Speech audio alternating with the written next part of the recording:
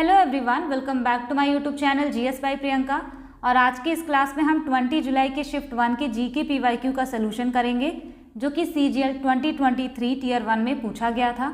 जो लोग इस चैनल पर नए हैं तो मैं उनको बता दूं कि मैंने लास्ट में ना CHSL 2024 के जीके पीवाईक्यू का क्वेश्चन भी लिया है और उसके करंट अफेयर्स का भी क्वेश्चन यहाँ पर लिया है। देखिए कीवर्ड्स के फॉर्मेट में, और यहाँ पे हम करंट अफेयर्स के 12 क्वेश्चन करेंगे, जो कि CHSL में भी पूछा हुआ कुछ क्वेश्चन है और कुछ नए वाले करंट अफेयर्स।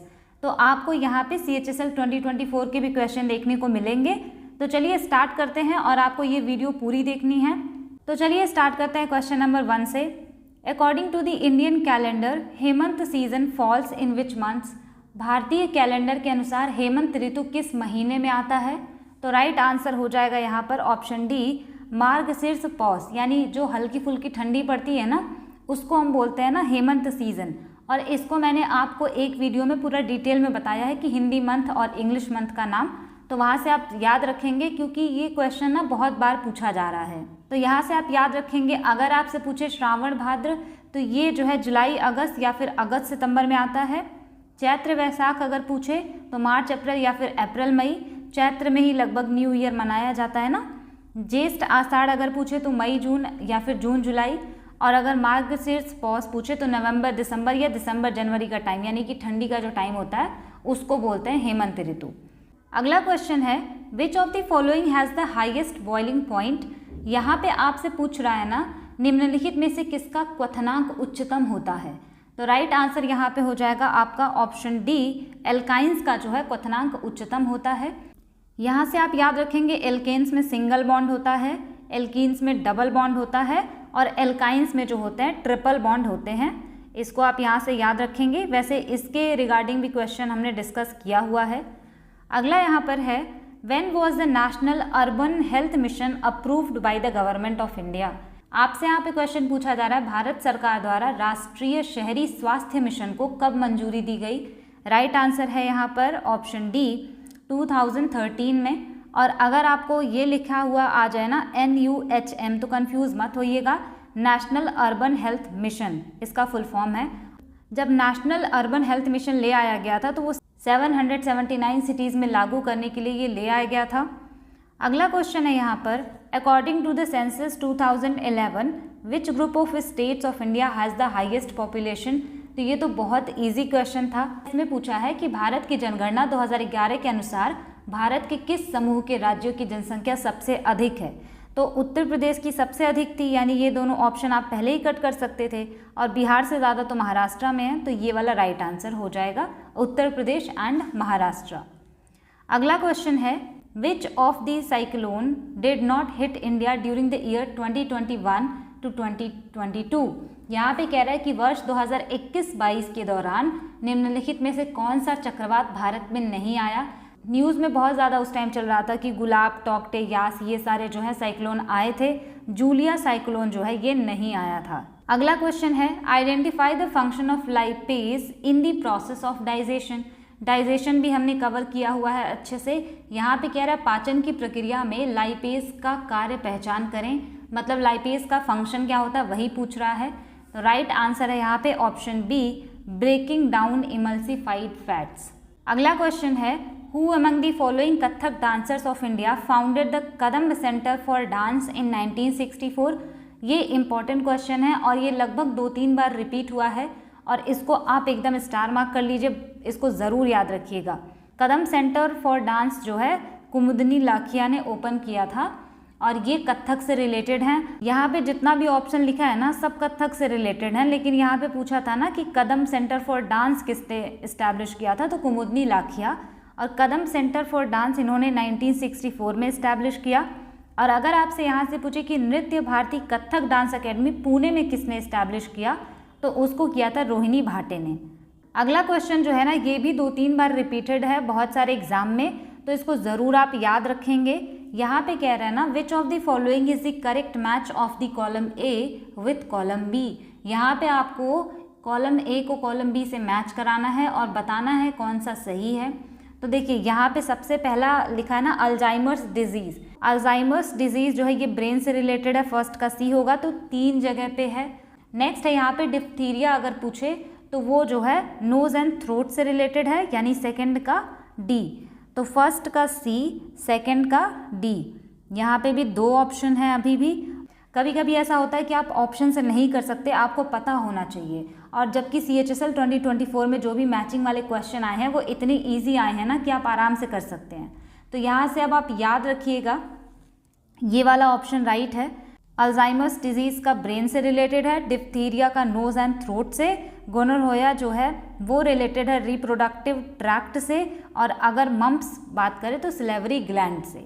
ठीक, अगला क्वेश्चन है विच of the following is not an initiative by the government for the development of micro finance sector in India. यहाँ पे क्वेश्चन क्या पूछा है, निम्नलिखित में से कौन सी भारत में सूक्ष्म वित्त यानी कि माइक्रो फाइनेंस क्षेत्र के विकास के लिए सरकार की पहल नहीं है। इसमें यहाँ पे पूछा था कि माइक्रो फाइनेंस से रिलेटेड नहीं है, तो यहाँ पे राइट आंसर हो जाएगा ए, प्रधानमंत्री जनधन योजना। जो CHSL में क्वेश्चन पूछा गया था ना, उसमें पूछा गया था माइक्रो फाइनेंस से रिलेटेड कौन है, तो ई शक्ति जो है ये माइक्रो फाइनेंस से रिलेटेड है, और इसमें तो नाम में ही माइक्रो फाइनेंस लगा है, ये भी रिलेटेड है, और प्रधानमंत्री मुद्रा योजना ये भी रिलेटेड है, तो ये वाला हो जाएगा राइट आंसर। अगला क्वेश्चन है यहाँ पर, the maximum distance covered in marathon is, marathon में तय की जाने वाली अधिकतम दूरी कितनी होती है, तो राइट आंसर यहाँ पे हो जाएगा ऑप्शन सी। और ये जो डिस्टेंस है ना, ये international association of athletics federation जो है उसके हिसाब से तय की गई है। नेक्स्ट क्वेश्चन है, Elphinstone was the governor of which province of India during 1819 to 1827, यानी कि एल्फिस्टोन जो है कहाँ का गवर्नर था, सिंपल ये पूछ रहा है, तो राइट आंसर हो जाएगा यहाँ पर ऑप्शन डी, बॉम्बे का। अगर आप चाहें तो यहाँ से याद रख सकते हैं कि बॉम्बे यूनिवर्सिटी यानी कि बॉम्बे विश्वविद्यालय की स्थापना एल्फिस्टोन के टाइम में ही की गई थी। अगला क्वेश्चन है, India won Thomas cup in the year, यहाँ पे कह रहा है थॉमस कप इंडिया ने कब जीता था, तो राइट आंसर यहाँ पे है ऑप्शन सी, 2022 में। और ये बाई एनुअल इवेंट है, और ये क्वेश्चन भी ना पूछा हुआ है कि थॉमस कप या उबेर कप कितने साल पे होता है, तो 2 साल में एक बार होता है, तो 2022 में हुआ और उसके बाद अभी 2024 में हुआ।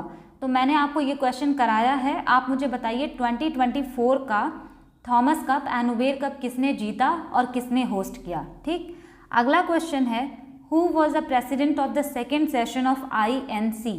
यहाँ पे आपसे क्वेश्चन पूछा जा रहा है कि भारतीय राष्ट्रीय कांग्रेस के दूसरे अधिवेशन के अध्यक्ष कौन थे, तो राइट आंसर यहाँ पर हो जाएगा ऑप्शन ए, दादा भाई नौरोजी। और इन्होंने जो ड्रेन ऑफ वेल्थ थ्योरी दी थी ना, जो कि मैंने आपको बताया था, ये CHSL में 3-4 बार रिपीट हुआ है, तो आप इसको ज़रूर याद रखेंगे, इनका नाम काफ़ी इंपॉर्टेंट है। अब यहाँ से आपको याद रखना ना कि पहला सेशन जो हुआ था वो बॉम्बे में हुआ था, उसके प्रेसिडेंट थे व्योमेश चंद्र बनर्जी, शॉर्ट फॉर्म में WC बनर्जी, और ये जो है 1885 में INC बना था। उसके बाद आप याद रखेंगे थर्ड सेशन, ये इम्पॉर्टेंट इसलिए है ना क्योंकि पहले मुस्लिम प्रेसिडेंट इंडियन नेशनल कांग्रेस के थे बदरुद्दीन तैयब जी, तो किस सेशन में थे, मद्रास सेशन में, जो कि 1887 में हुआ था। फोर्थ सेशन भी आप याद रखेंगे, यहाँ पे मैंने सिर्फ इम्पॉर्टेंट वाला लिखा है।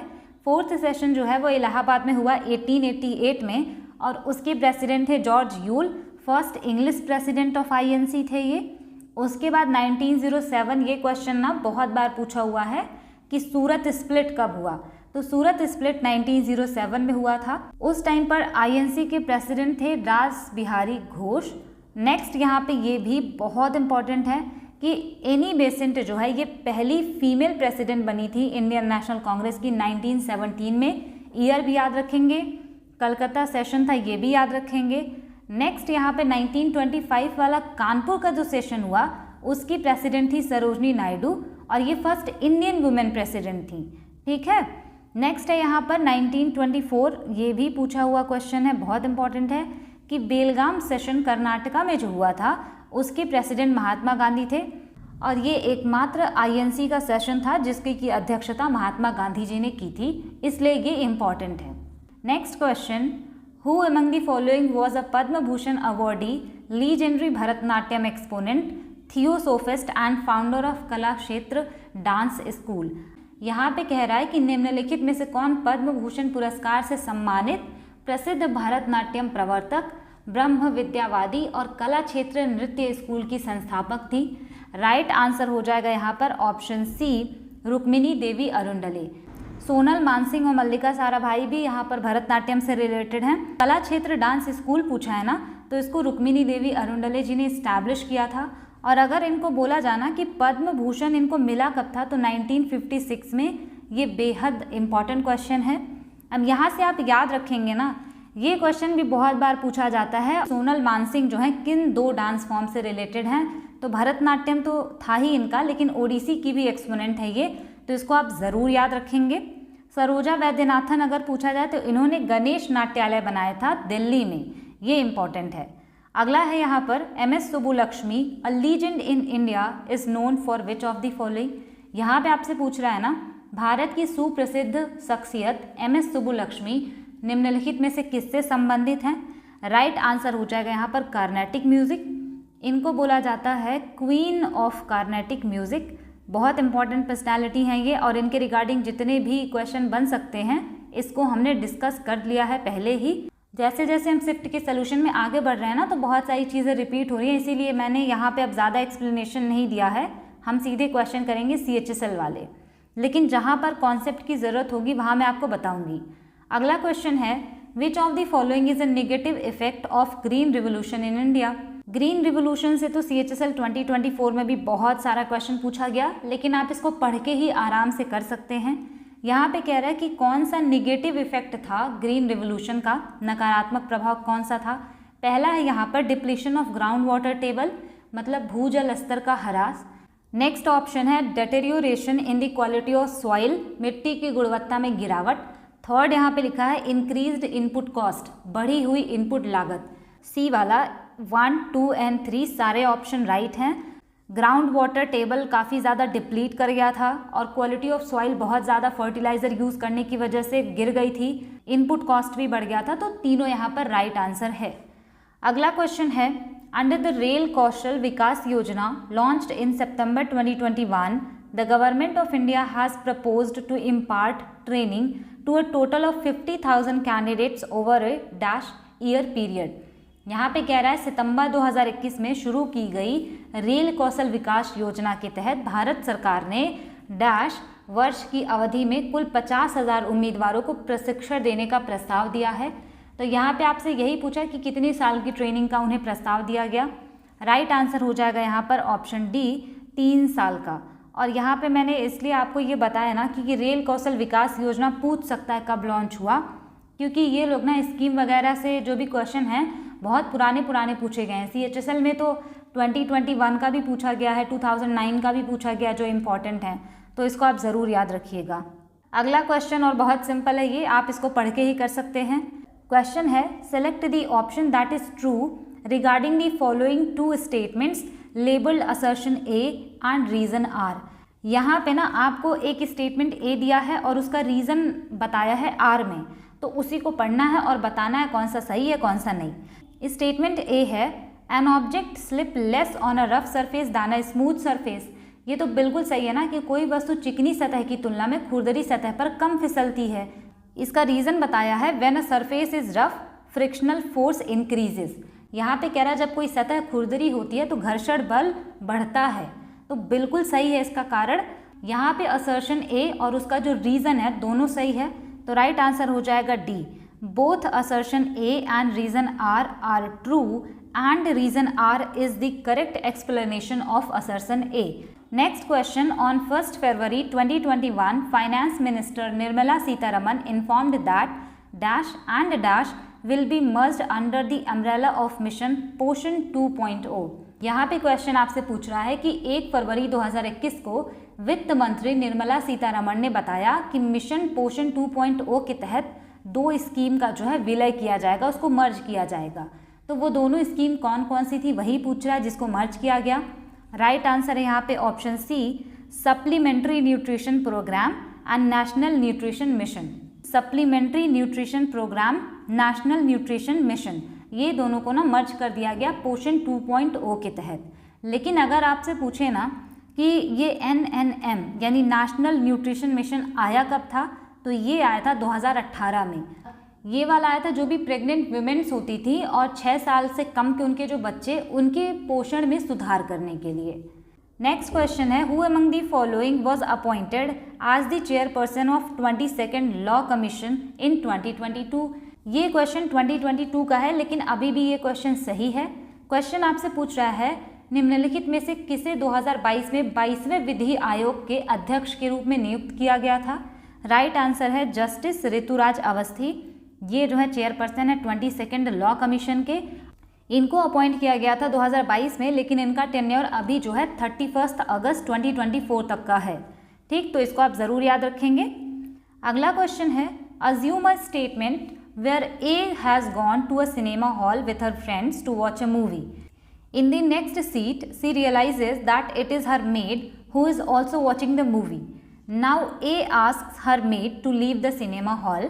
In the above scenario, which of the following articles of the Constitution of India can provide relief to the maid? यहाँ पे कह रहा है ना कि आप अज्यूम करिए, आप मान लीजिए कि A है वो अपनी सहेलियों के साथ जो है सिनेमा देखने गई है और उसको ऐसा पता चलता है कि उसके नेक्स्ट वाली सीट पे उसकी जो नौकरानी है वो भी मूवी देख रही है। ए जो है वो अपने मेड को जो है सिनेमा हॉल से जाने के लिए कहती है। तो यहाँ पे कह रहा है कि कॉन्स्टिट्यूशन, संविधान का कौन सा अनुच्छेद है जो उसको बचा सकता है? राइट आंसर हो जाएगा आर्टिकल 15, क्योंकि आर्टिकल 15 में लिखा है ना, prohibition of discrimination on the grounds of caste, race, sex, place of origin and birth. यानी किसी से भी आप धर्म, जाति, लिंग, नस्ल या फिर जन्म स्थान के आधार पर भेदभाव नहीं कर सकते। तो आर्टिकल 15 राइट आंसर होगा। अगर आर्टिकल 16 आपसे पूछा जाए तो equality of opportunity in matters of public employment, सार्वजनिक रोजगार के मामलों में अवसर की समानता से ये संबंधित है।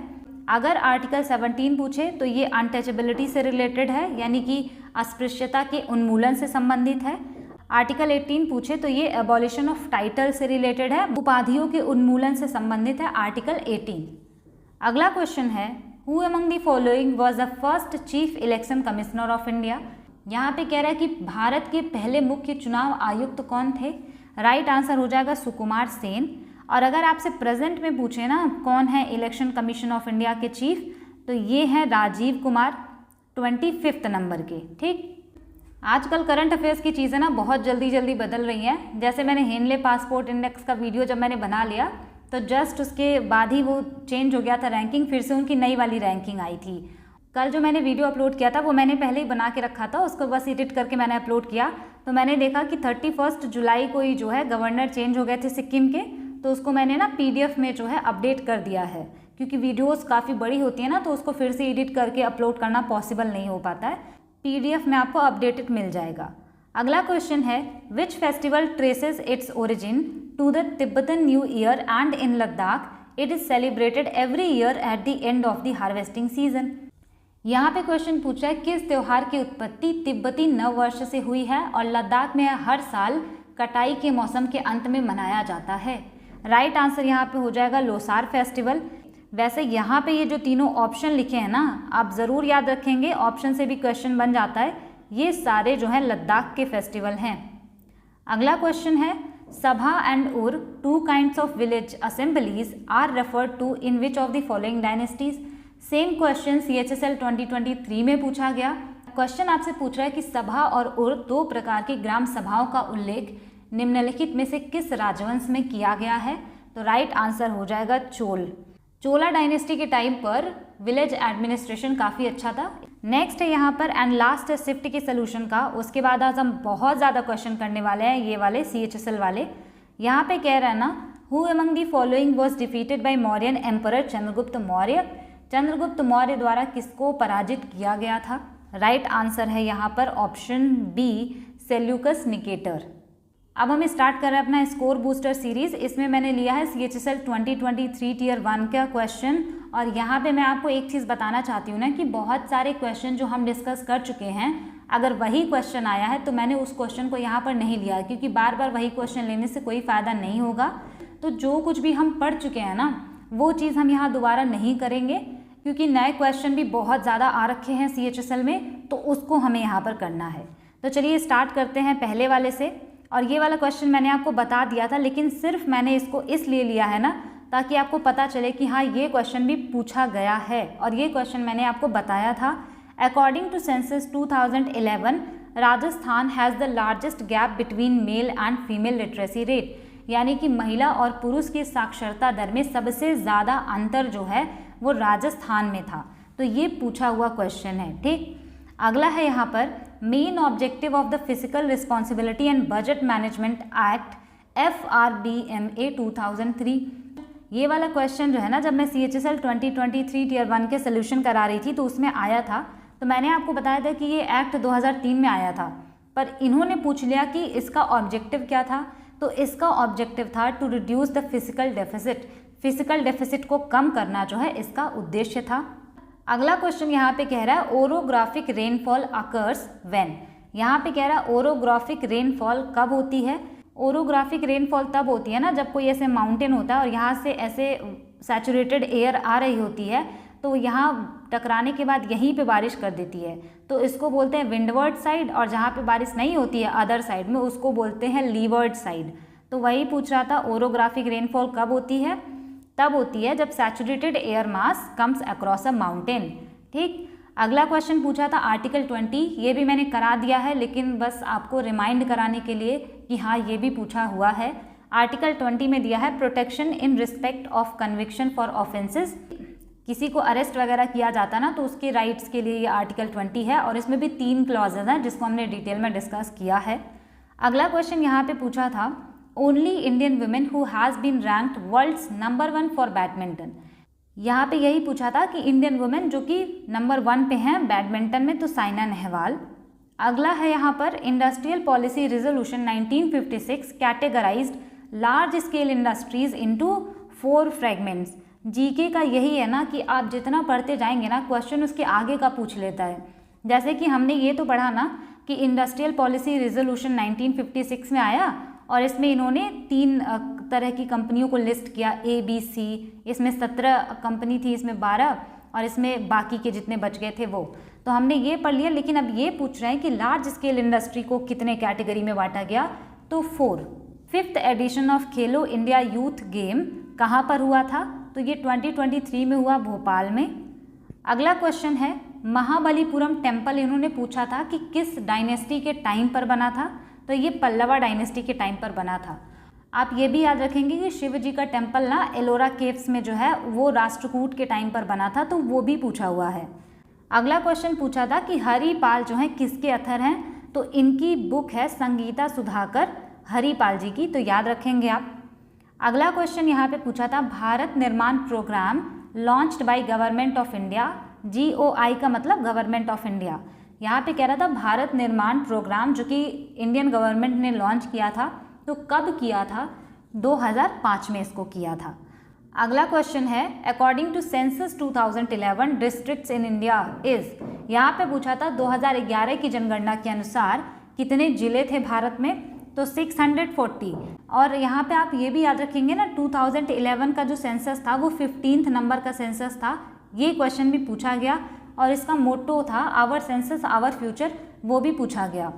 नेक्स्ट है यहाँ पर नागालैंड का फोक म्यूजिक पूछा था कौन सा नहीं है, तो 4 ऑप्शन दिए थे, ये वाला भी, ये भी और ये भी। तो ये तीनों जो है नागालैंड के फोक म्यूजिक हैं। इसका प्रोनाउंसिएशन बड़ा टफ है, लेकिन आप बस याद रखेंगे कि ये तीनों जो हैं ये नागालैंड के फोक म्यूजिक हैं। और नियोग अगर ये पूछे तो ये अरुणाचल प्रदेश का है। और अगले ही शिफ्ट में फिर क्वेश्चन पूछा गया था कि नागालैंड का फोक म्यूजिक कौन सा है, तो ये वाला ऑप्शन दिया था। अगला क्वेश्चन यहाँ पे पूछा था 66th national school games 2022-23 organised इन।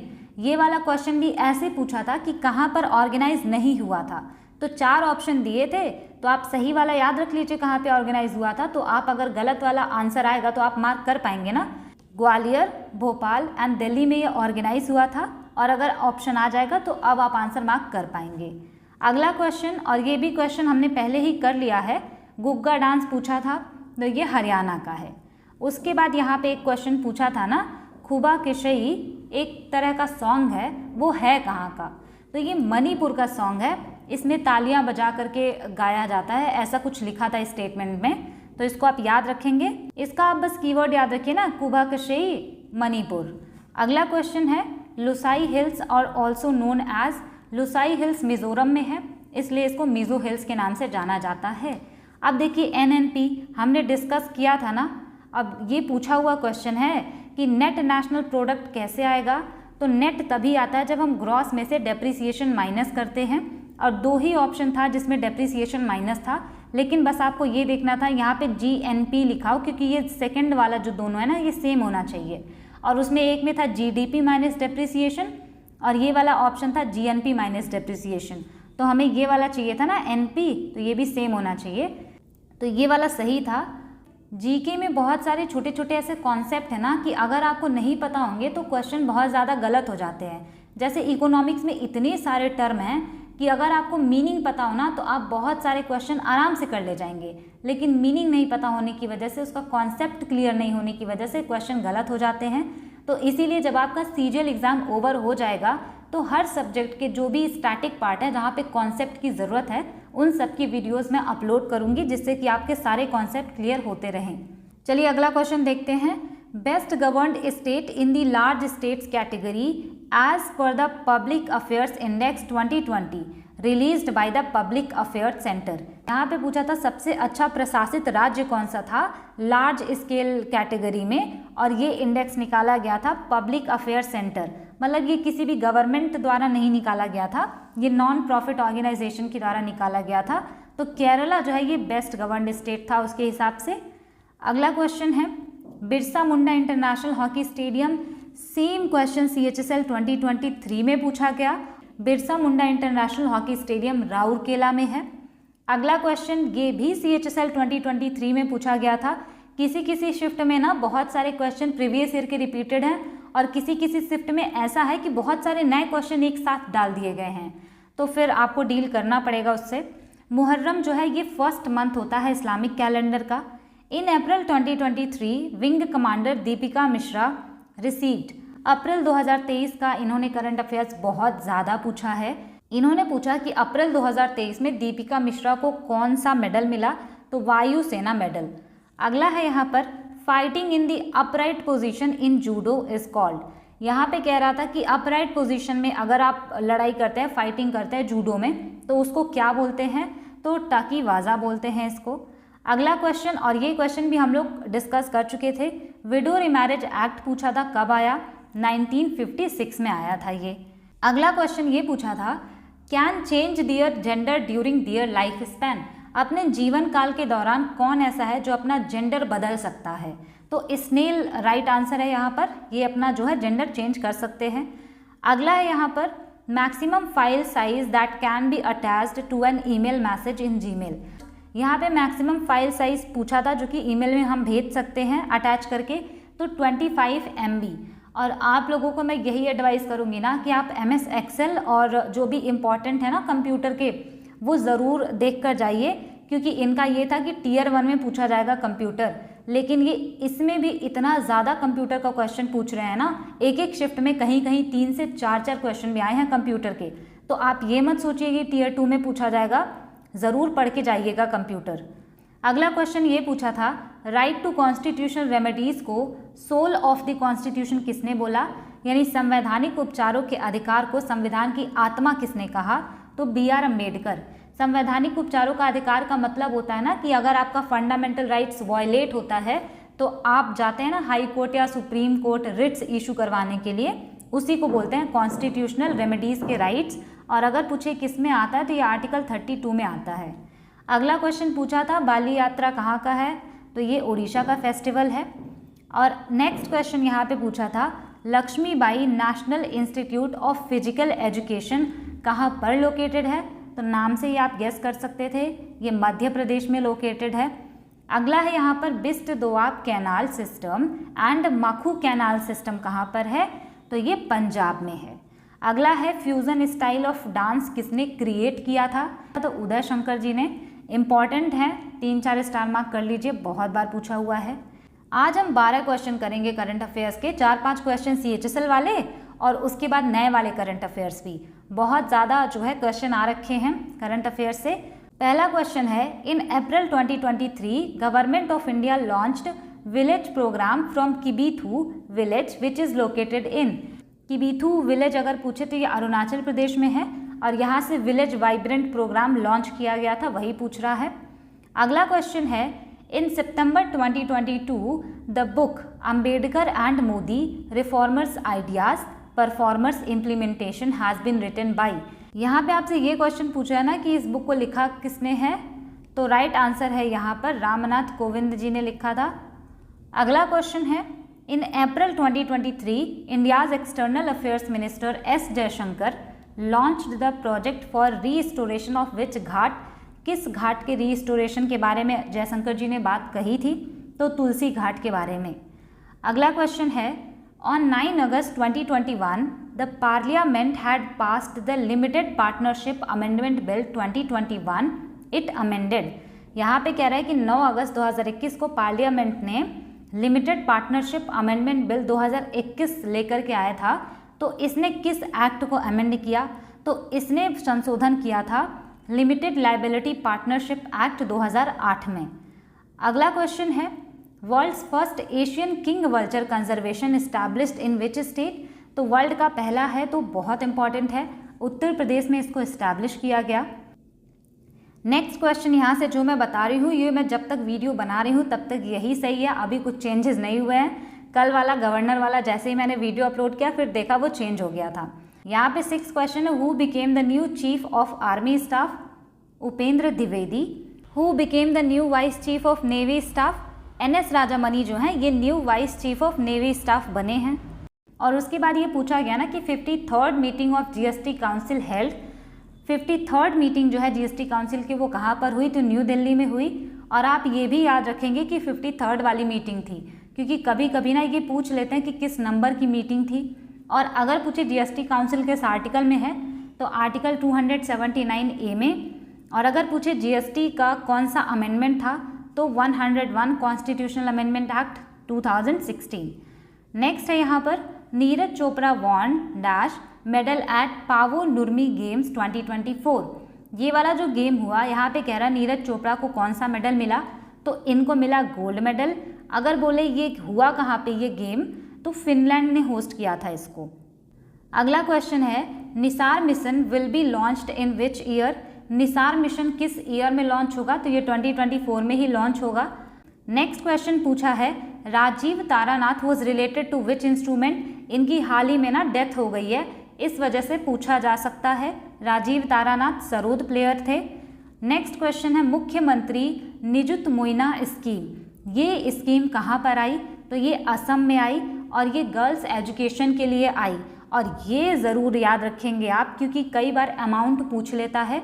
अगर पूछे हायर सेकेंडरी एजुकेशन के लिए 1000 पर मंथ दिया जाएगा। अगर ग्रेजुएशन कोर्स कर रहे हैं तो 1200 रुपीज़ पर मंथ दिए जाएंगे। अगर पोस्ट ग्रेजुएशन या BEd कर रहे हैं तो उनको 2500 पर मंथ दिया जाएगा असम में। तो ये हमारे 12 क्वेश्चन थे करंट अफेयर्स के, और हमने आज CHSL वाले भी बहुत ज़्यादा क्वेश्चन किए। जो क्वेश्चन बहुत सिंपल है, जो हम कर चुके हैं, उसको मैंने यहाँ पे नहीं लिया है। आई होप ये वीडियोस आपके लिए हेल्पफुल होंगी। आपको इसको ज़रूर देखना है, पूरा देखना है, और आप जो है इसका PDF जाके मेरे टेलीग्राम चैनल से डाउनलोड कर सकते हैं, ताकि आपको नोट्स ना बनाना पड़े, आपको बस इसको रिवाइज करना रहे। Thanks for watching, stay tune, keep working hard.